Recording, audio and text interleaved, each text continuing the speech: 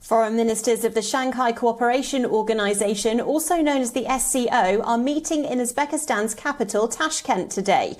The two-day meeting comes ahead of a planned summit in September, where leaders of the 8 member states will hold discussions on regional and economic issues in the shadow of the Russia-Ukraine war.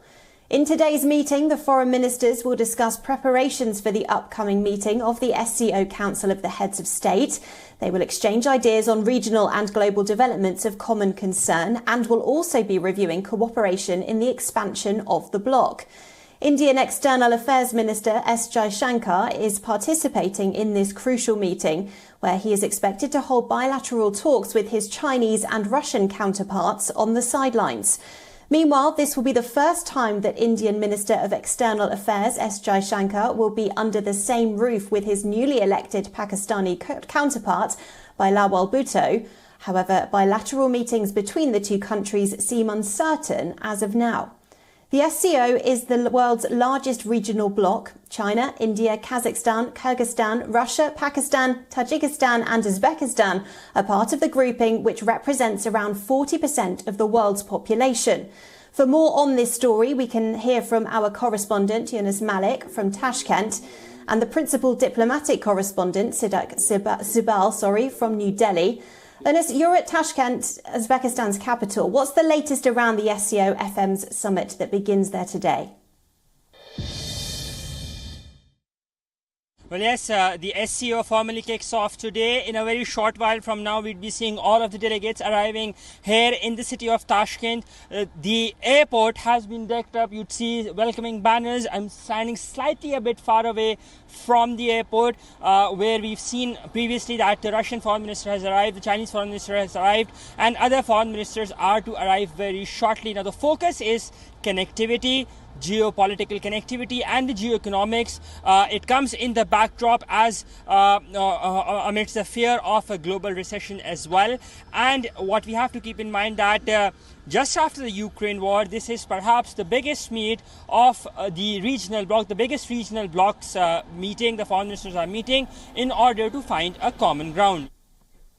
Well, now we can head to WION's principal diplomatic correspondent, Siddharth Subal, who is in New Delhi for us. Siddharth, just how significant is this meeting, given it's taking place against the backdrop of the Ukraine war?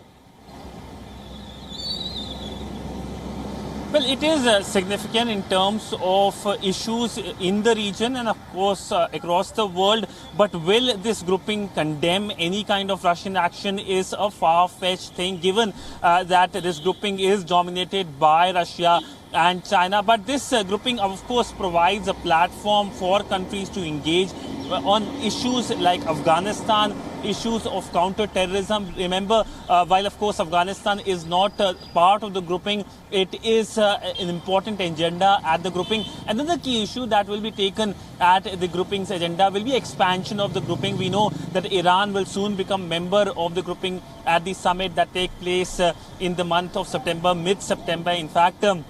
And if you look at New Delhi's perspective, it provides a platform to talk about India's worry over the issue of terrorism and also having bilaterals with key countries with which it has long-standing relationship like Russia. Of course, there is no agenda that has been put forward when it comes to EM schedule, but it is natural that External Affairs Minister Dr. S.Jaishankar is going to have number of bilaterals, including with the Russian Foreign Minister. But the big question is, will he meet the Pakistani Foreign Minister? As of now, there is no clarity on it. In fact, a question was asked at the weekly briefing of the Ministry of External Affairs, to which the spokesperson said that they haven't received any request from Islamabad for any such meeting.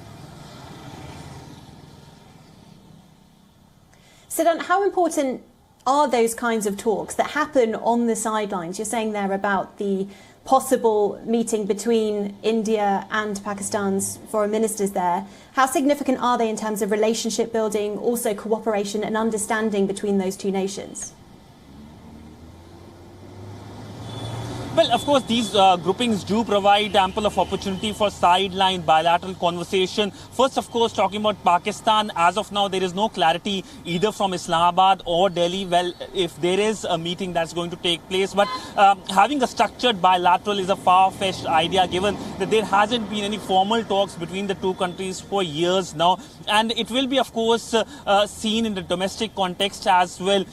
When it comes to India, we know that the sentiments here when it comes to Pakistan and terrorism. When it comes to Pakistan, we know that the ruling government there heads towards elections later this year, and talking to India could, of course, come with some kind of problems as well, given that Imran Khan, the former Prime Minister, might use it as a way to talk about how he has been saying in the past that India is connected to the change of guard in Pakistan. But a crucial meeting could happen with China. There is, of course, no confirmation whether the Indian External Affairs Minister or the Chinese Foreign Minister will meet.